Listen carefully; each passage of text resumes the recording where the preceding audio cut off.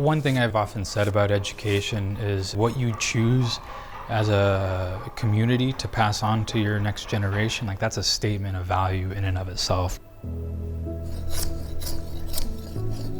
A big part of what we've been doing with my Tlingit language class is not just language, but also thinking about all of the things that goes into culture and the stories. So we've been doing a lot on the histories of these poles and why you would raise poles. Anytime that we could bring these kind of things in, I think it helps. I think it helps them also to feel, speaking for my own upbringing, feel more empowered about what I can do. Like when I look at this, like this is something that my great-great-great-grandfather did. This is something my great-great-grandfather did. That one in there is something that I did. And there's something really cool of like, man, I never would have thought I could do a totem pole.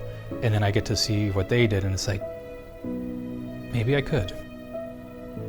For my students, I would hope that they can take that and they can kind of see like, this is an option in life.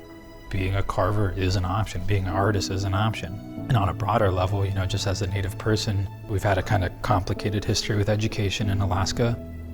As Native people, being a teacher is an option, being an administrator is an option. Like these are things that we can do and do for ourselves in our own communities.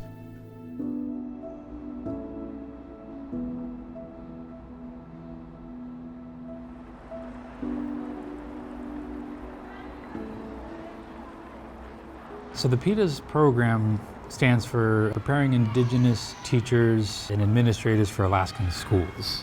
Alaska Native people make up something like 20% of the population across the state, and then when you look at how many teachers we have, maybe about 5%.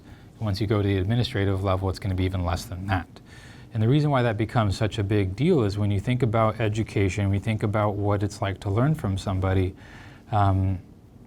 it's important that teachers know who their students are.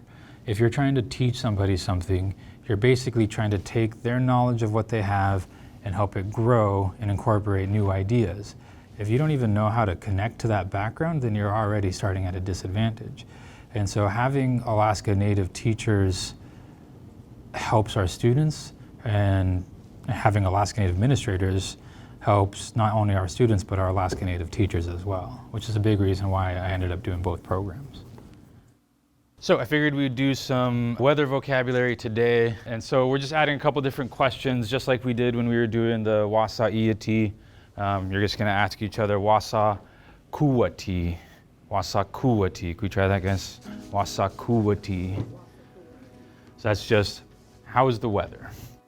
The connection between a teacher and students is truly the most important connection that we can nurture and support in education.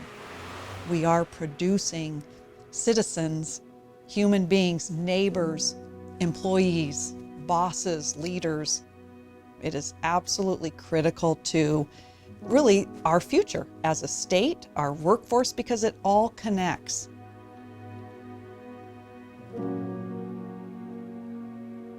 So in order for us to really meet the teacher shortage challenge in Alaska, the specialized programs that we have, like PITAS, Indigenous Teacher Corps, and others, play a really important role because they are targeting a population of students in Alaska that we need. We know we need more Indigenous teachers. We need more teachers in general. As a university system, as we try to approach solutions, we know long-term solution is inside of our state. And it's not enough that we can deliver information and knowledge. It just isn't enough anymore. There are too many social and emotional needs in our society, in our state, in our communities. You really have to have teachers who embrace that challenge. Very good, all right. If you want to know how the PITAS program helped me, it helped me get the job that I always wanted to have. Otherwise, I was going to continue working office jobs and try to scrape up enough money and maybe someday be able to do that. So without the PITAS program, it just would have been impossible. When I think about what my future looks like, I think in a way there is sort of a cohesive vision of wanting to pass along elements of our history and our culture to the next generation. I think that happens when I work on totem poles. I think that happens when I'm teaching here, teaching Tlingit in the classroom. It's our turn to give that back to the next generation, and they're going to do with it what they want to do with it, and trying to honor that process.